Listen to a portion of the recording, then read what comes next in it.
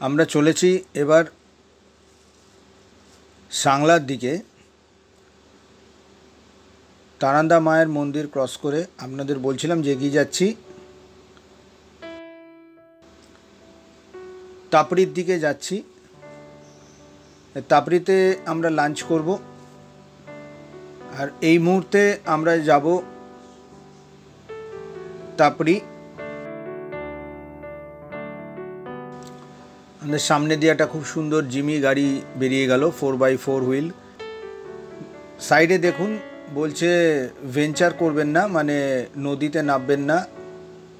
আমাদের পাশ দিয়ে বয়ে যাচ্ছে বাঁদিকে নদী, কিন্তু নামতে বারণ করা হচ্ছে। যে কোনো মুহূর্তে হয়তো জল ছেড়ে দেওয়া হতে পারে, তাতে বিপদ হতে পারে। এটা একদম ম্যান্ডেটারি, সবসময় এই সাইনটা দেয়া রয়েছে। এখানে জিমি গাড়িটা খুব চলছে, বেশিরভাগ ক্ষেত্রে আমি দেখতে পাচ্ছি জিমি গাড়ি একবারে লাফঝাঁপ দিয়ে লাফাতে লাফাতে চলে গেল। যাই হোক, সামনে এগিয়ে আসছে তাপড়ির সেই ব্রিজ বা সেই সেতু।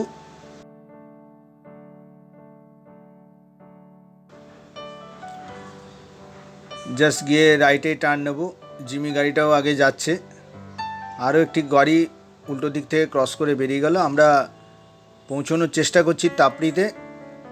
হাইলাইটেড সানি ওয়েদার রয়েছে, sunny day, very sunny day. আবারও বলছি, ঝকঝক করছে চারপাশে। আমরা তাপড়িতে তো লাঞ্চ করব, তারপর ওখান থেকে এগিয়ে যাব কাচ্ছাম ড্যামের দিকে। ওই ড্যামের থেকে এগিয়ে আমরা ঢুকবো সাংলার পথে। চলুন এগোতে থাকি, দেখতে থাকি। আমি জ্যোতি, KR জ্যোতি আমার চ্যানেল। ভালো লাগলে লাইক করবেন, সাবস্ক্রাইব করবেন। এগিয়ে যাই।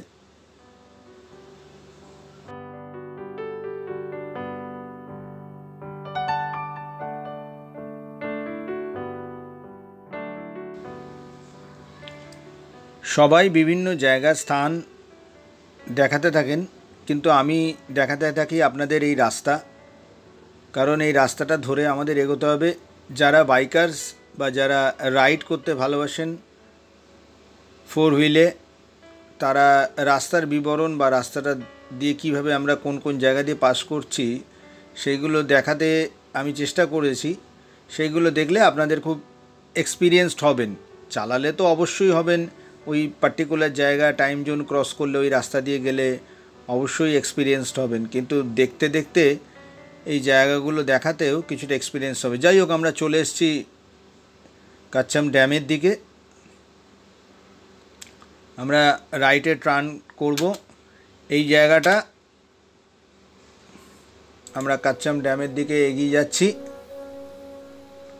ওই বাঁদিকে দেখুন JSW জিন্দেল গোষ্ঠীর, মানে কাচ্ছাম ড্যাম ওনারা তৈরি করেছেন এবং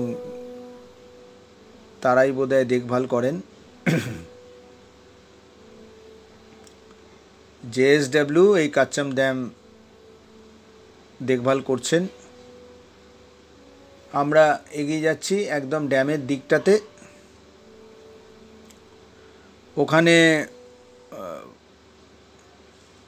ওই 300 মেগাওয়াটের একটা ব্যাপার রয়েছে, যে বিদ্যুৎ উৎপন্ন হচ্ছে, হাইড্রো ইলেকট্রিসিটি, কিন্তু সেক্ষেত্রে একদম ওইভাবে দেখানোটা উচিত হয় না, সেই জন্য ওইটা আমি আর দেখাচ্ছি না। এটা JSW এনার্জির একটা পার্টের মধ্যেই ঢুকে যাচ্ছে।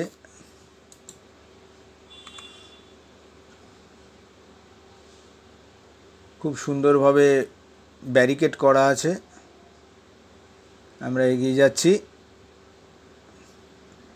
হ্যাঁ, এইবারে যে ব্রিজটা আসছে, এই ব্রিজটাতে ক্রস করতে হবে আমাদের। ওদিক থেকে বাসপা নদী, এদিক থেকে সতলুজ নদী রয়েছে। এদের একটা মিলনস্থল এই জায়গাটা। এই ব্রিজটা ক্রস করলে আমরা একদম সাংলার পথ ধরে নিতে পারবো। এটাও সাংলা যাচ্ছে, কিন্তু ওটা একদম ডেডিকেটেড, মানে সাংলার দিকেই যাবে।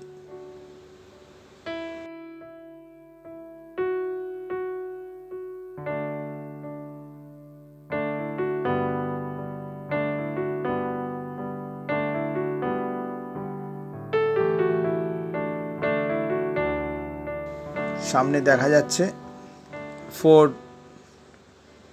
ট্রাভেলার্স গাড়িটি বা বাসটি এগিয়ে গেল।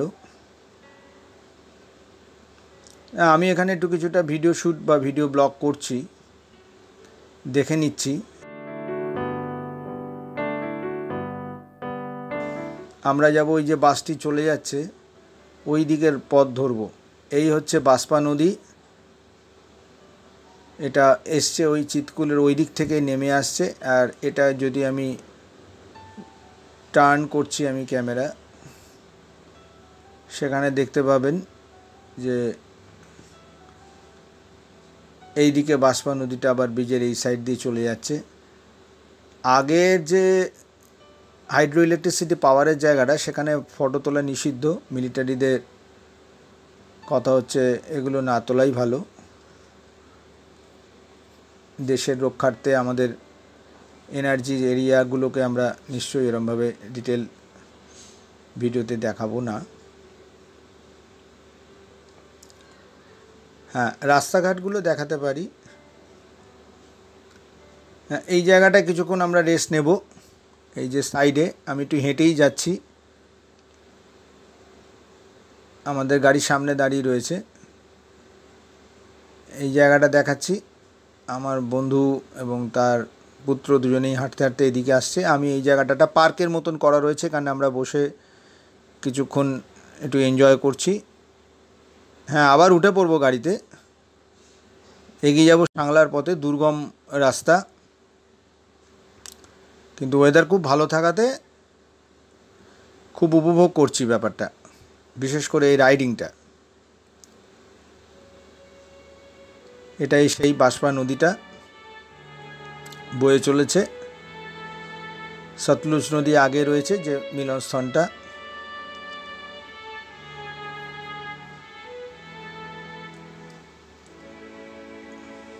আবার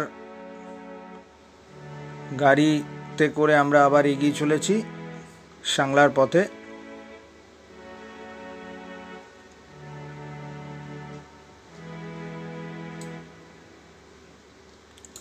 সময় লাগবে, কিন্তু ম্যাসমারাইজিং, এত সুন্দর লাগছে, এত সুন্দর চারপাশের দৃশ্য। কোনো সময় রোদ্দুর, কোনো সময় উল্টো দিকের পাহাড়ে আবার রোদ্দুরটা নেই। এ একটা অদ্ভুত সুন্দর। সবসময় যেন একটা মনে হচ্ছে যে একটা মায়াবী জগৎ যেন। যাই হোক, এগিয়ে পড়েছি, চলছি। আমি বাসের মধ্যেই রয়েছি, একদম ফ্রন্ট সিটে। ক্যামেরাটা টার্গেট করে, রাস্তার দিকে টার্গেট করে এই ভিডিও গ্র্যাব করে চলেছি। সেই তারান্দার ধানাকের মতন এখানেও সেই রাস্তা, ওই সিস্টেমটাই চলেছে, কেটে কুটে সেরমভাবে সেই রাস্তা বানানো। ওই একই প্রসিডিওরের সেই রাস্তা এখানেও চলেছে। এগিয়ে যাচ্ছি। যার খুঁজছে রাস্তাঘাট প্যাচ, বুঝতেই তো পারছেন, পাহাড়ের উপরে।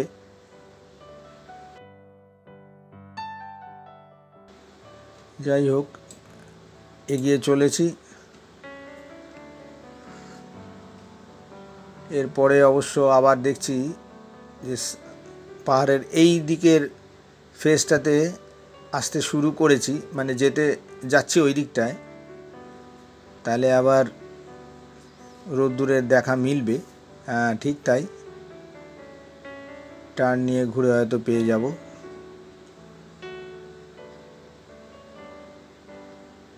হ্যাঁ, পেয়ে গেছি। আমরা রয়েছি অন্য একটা ঢালে, আরও কিছু দূর যাওয়ার পরেই ওই জায়গাটা পেয়ে যাব।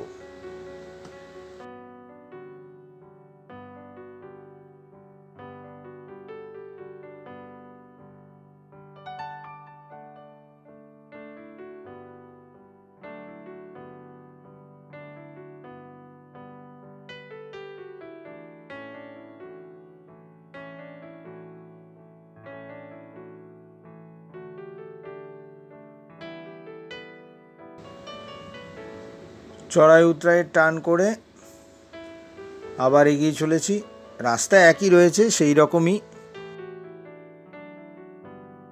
পাহাড়ের গা কেটে, মানে পাহাড়কে কেটে এই রাস্তা তৈরি।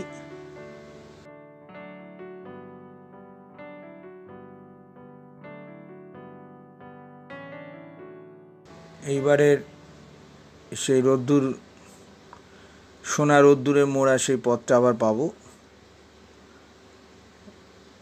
দেখেই বুঝতে পারছেন সামনে খুব সুন্দরভাবে ওই পাহাড়ের গায়ে রোদ্দুরটা পড়েছে।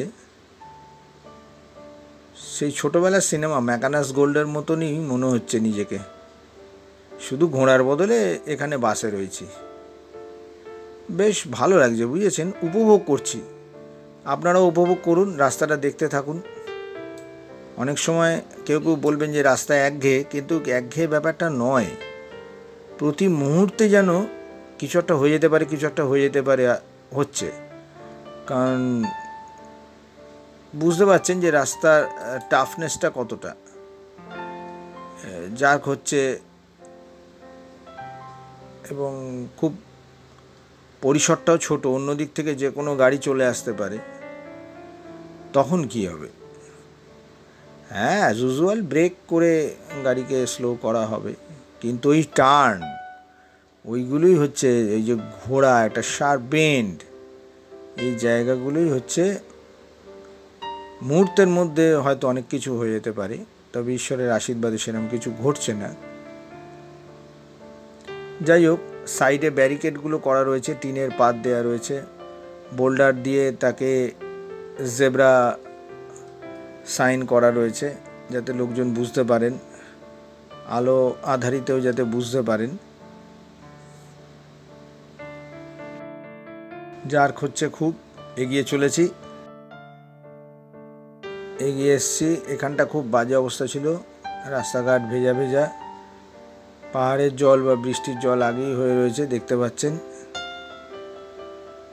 যেখানে শুকনো সেখানে ভালো লাগছে, জল টল এলে একটু চিন্তার ব্যাপার থাকে, কারণ গাড়ির চাকা কতটা গর্ত কি আছে না আছে। একটার পর একটা রাস্তা চলেছে তো চলেছে। এইবার মনে হয় কাছাকাছি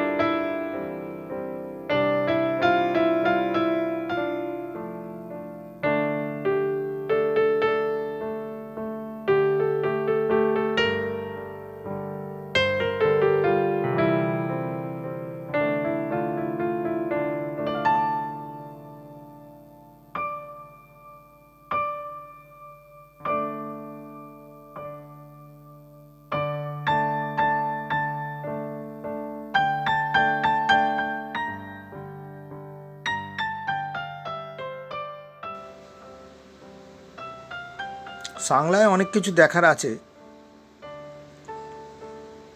আপাতত এগিয়ে যাই। সামনে একটা গাড়ি যাচ্ছে, তাকে ফলো করে আমরা যাচ্ছি কিনা জানি না, তবে যাচ্ছি। প্রায় চলে এসছি। এইবারে আমরা বাঁদিকে টার্ন নিয়ে ঢুকে পড়লাম। এই জায়গাটাই হচ্ছে কাচ্চাম ওয়াংটাঙ্গু। সামনেই লেখা রয়েছে বাসপা।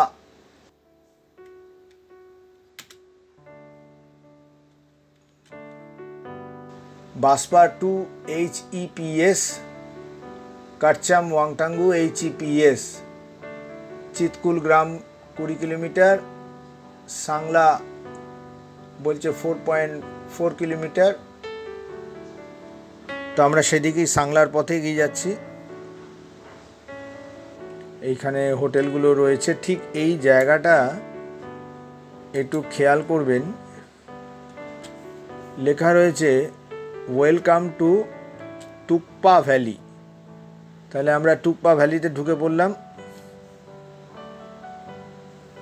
সামনে ইন্ডিয়ান অয়েলের পেট্রোল পাম্পও রয়েছে।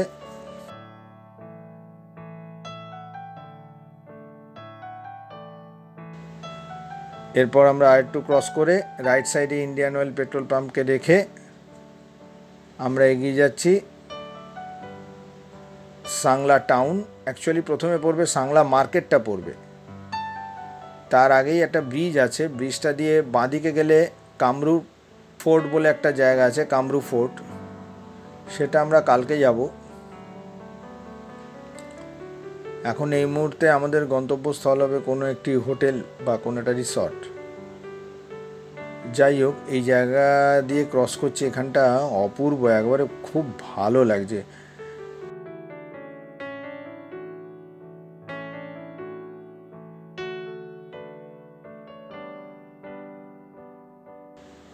হ্যাঁ, এসে গেছি। প্রথমেই যেটা ভাবো যে হোটেলটি একটি নামকরা হোটেল, সেটা হচ্ছে হোটেল দেবভূমি। দেখতে পাচ্ছি গাছের ওপর, পাহাড়ের ওপর সেগুলোর প্রতিফলিত রশ্মি খুব ভালো লাগছে। সাইড দিয়ে গাড়িগুলো যাচ্ছে, আমাদের বাসটাও একটা সাইড ধরে চলেছে। আমরা এবার সাংলার টাউন বা সাংলা সিটির দিকে চলে এসেছি। আরও একটা টার্ন আমাদের নিতে হবে। লেখাই রয়েছে দেখছেন সাংলা রাইট সাইডে। এই যে বৃষ্টির কাছে আমরা চলে এলাম, এই যে ব্রিজ, এইখান থেকে একটা ইন্ডিকেশনের ব্যাপার আছে। প্রথমত হচ্ছে যদি আপনি বাঁদিকে চলে যান তাহলে কামরু ফোর্টে চলে যাবেন। কামরু ফোর্ট হচ্ছে কামাখ্যা মায়ের মূর্তি আছে, মাকে পুজো করা হয়। আমরা স্ট্রেট এখান থেকে বেরিয়ে গেলে এই ব্রিজটা ক্রস করলেই সাংলা টাউন। বাহ, দৌড়ে রাস্তা পার হয়ে গেলেন। আমরা প্রায় ঢুকে পড়েছি। এটা সামনে যেটা রয়েছে এটা হচ্ছে সাংলা মার্কেট। পুরো মার্কেটটি ওপেন হয়ে রয়েছে এখন। শুনেছি রাত্রে এখানে বরফ পড়ে, কোনো গাড়ি যাতায়াত করতে পারে না, এবং হাই অল্টিটিউডে অক্সিজেনেরও কিছুটা প্রবলেমের হেরফের হয়। So be careful. চারপাশে দেখুন, রাইট সাইডে লেফট সাইডে বরফ পড়ে পড়ে রয়েছে। রাস্তাটা ওয়েটিও লাগছে, ভিজে ভিজে হয়ে রয়েছে। সো বি কেয়ারফুল যারা বাইক ড্রাইভ করবেন বা কার ড্রাইভ করবেন। এইটা পুরো জায়গাটাই হচ্ছে সাংলা মার্কেট প্লেস। চারপাশে বরফ জমে রয়েছে।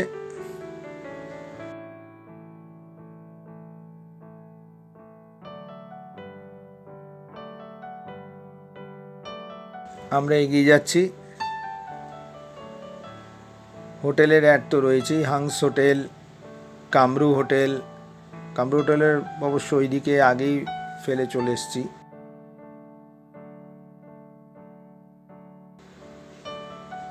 কি অদ্ভুত সুন্দর লাগছে। সামনে সূর্যের আলোয় প্রতিফলিত রশ্মি আমার ক্যামেরাতেও আসছে। ওয়াও, চারপাশে বরফ পড়ে রয়েছে, কিন্তু রাস্তা ডেঞ্জার, ওয়েটি হয়ে রয়েছে। প্রচুর বরফ পড়ে রয়েছে, গাড়িগুলোর চারপাশেও রয়েছে।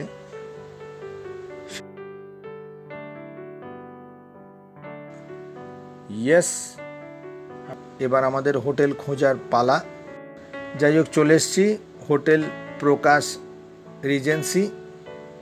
এই হোটেলে আমরা থাকবো। হোটেলটি ভালো। প্রকাশ রিজেন্সিতে এসে যেটা দেখতে পেলাম, পেছনের পাহাড়ের মাথার ওপর বরফ পড়ে রয়েছে। খুব সুন্দর লাগছে, খুব অদ্ভুত ভালো লাগছে। এটা তো বারবার করেই বলছি। তবে এবার যেটা সম্পর্কে আপনাদের জানাবো, দরদাম করে আর একটু কথা বলাতে তো এরা 2100 টাকায় রাজি হয়েছে। এই দেখুন ঘর, অবশ্য আমার ছেলে শুয়ে রয়েছে। এই বিছনার সাথে রয়েছে হিটার দেয়া রয়েছে, মানে এটা বেড হিটার বলা হচ্ছে। আপনি দুদিকে দুটো বেড হিটার দেওয়া, একটা থার্মোস্ট্যাট বসানো আছে। অতিরিক্ত গরম হলে টেম্পারেচার সেটা ব্লক মানে কেটে দেবে, শাট ডাউন করে দেবে। বাথরুমটা দেখাচ্ছি।